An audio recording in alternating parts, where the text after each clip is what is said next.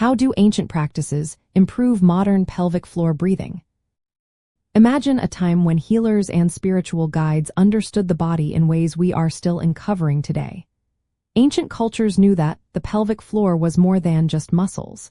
It was a vital part of overall health.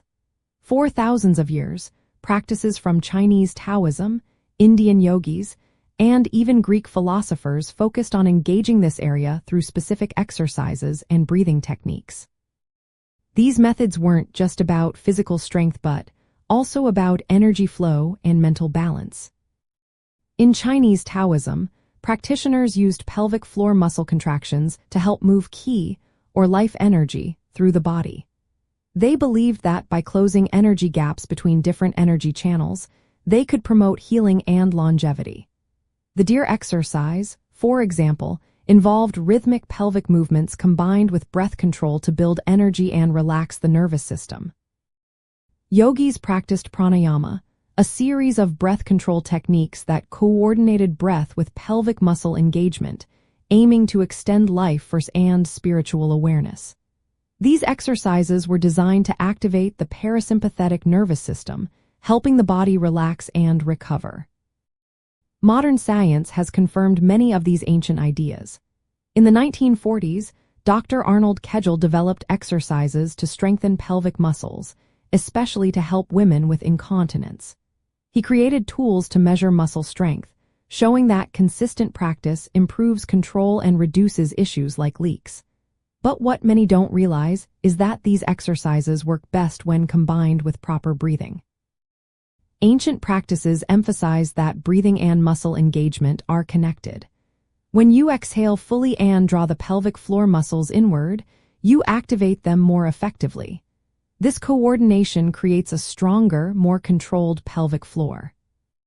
In the 1980s, Dr. Marcel Caufriez developed the abdominal hypopressive technique, which uses specific breathing patterns to lift and tone the pelvic floor.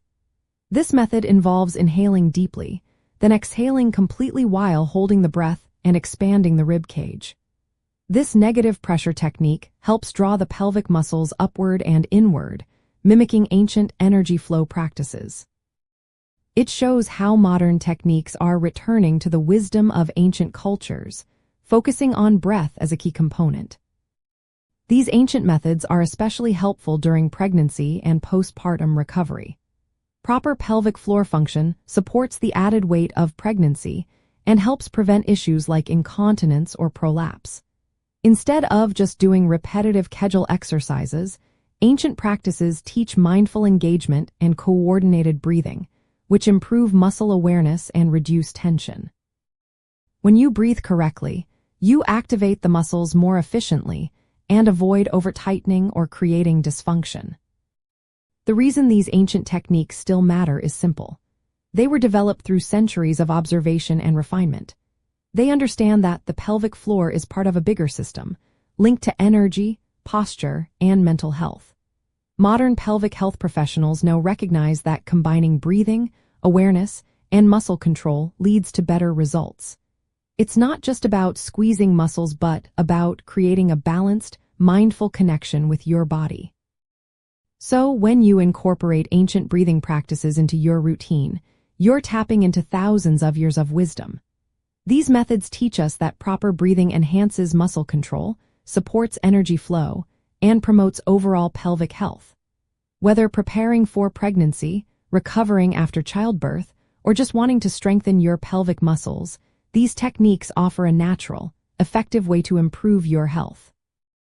Understanding how ancient practices work helps you approach your pelvic floor with more awareness, confidence, and respect for your body's natural rhythms.